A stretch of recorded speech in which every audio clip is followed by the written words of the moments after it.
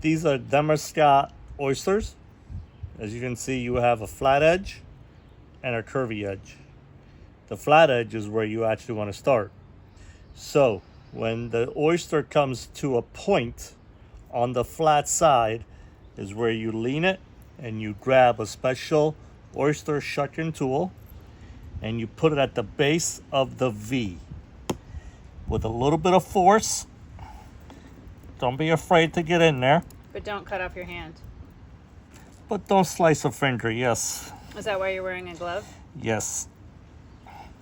And if it doesn't go in, then what you do is you grab a little bit of a sharp steak knife with a real sharp point, and you go there, and all you do is create a hole. Once you create the hole, you go in with the tool. Get in your hole! And you twist. And it comes right off. You don't remember that? And then as you get in, you twist the knife around so you remove it from the top shell. And it's there. And then in the top shell, you just give yourself a little bit of a slice so it's nice and loose. And you put it on a plate of ice. So many innuendos and jokes in that entire segment So, right there. one more time. You're just going to ignore that? From the wise ass.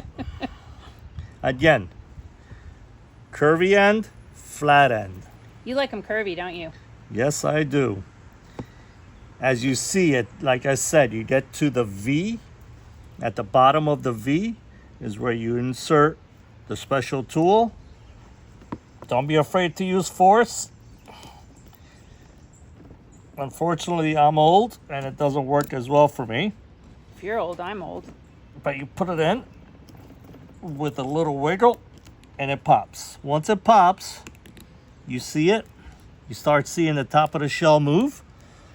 You insert the knife underneath to loosen.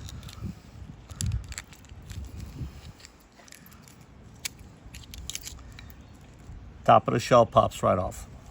Nice. Well done. Hey, Pumpkin. You're a good boy. You want a treat? It's good.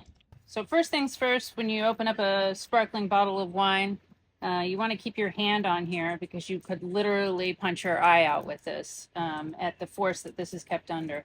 So put your thumb here. It has been done? Did you shoot somebody's eye out?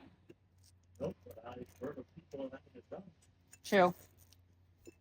Now, you want to kind of twist the bottle a little bit, but hold the cork at the same time.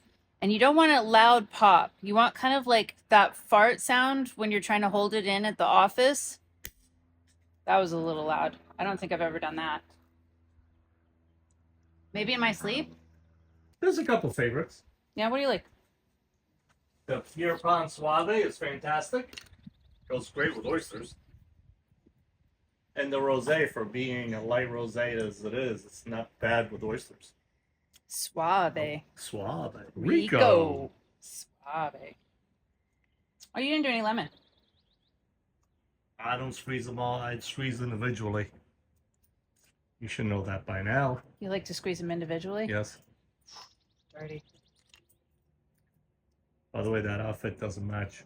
It doesn't match? I mean, it's Saturday. Doesn't match. Right, Your Majesty. Ooh, I like the gruette. Did you know it's made in New Mexico? I did. Did you know New Mexico makes wine? I did. Gruette. You know everything. So what do you like? I mean, they're both winners so far. Just FYI, the Muscadet was off, unfortunately. The one that we had in the restaurant was fantastic, but it was just a bad bottle. That happens. Oh, I like the rosé a lot. I don't know. So far, they're all really good. I'm a little pale.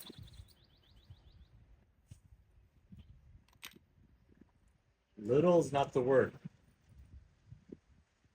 We can't all be blessed with Mediterranean skin. I come from a very So what do you like?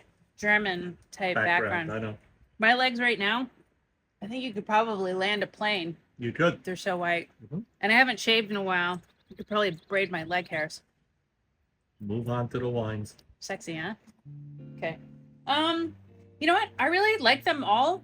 The rosé for me was like, oh yes, that was a great pairing, and I really like the Suave. The Chardonnay was kind of like with some of the fatter ones, a little bit more on like the matchy side of things. I think the rosé was like kind of like a contrasty thing going on there. This was great because I felt like the What's bubbles. The Gruet. I don't know. I think I'm drunk at this point. I'm not really sure anymore. Yeah, it's bubbling, so that's got to be it. The Gruet. I feel like that one. That had a little bit of like a cleansing feature with the bubbles. I really liked that. I'm gonna go back to the Suave again because now I don't. I started with that. I like that. I like the Suave. We had the Pinot Grigio when we were at Newport Oyster. That worked really well. I like the Pinot Grigio, but I kind of called an audible. I thought maybe try a Suave. Which Pinot Grigio do we have? We had the Santa Margarita, remember? Yeah, that worked. Yeah, these all worked. I think these were great. So some of these were suggestions, and two of them we had at the restaurant, so I thought I'd try them again. It's too bad the Muscadet was corked because that would have that was one of my favorites at the restaurant, if you remember. Albarino, that would have worked out nicely as well. So I think it's good. Should we give him an oyster?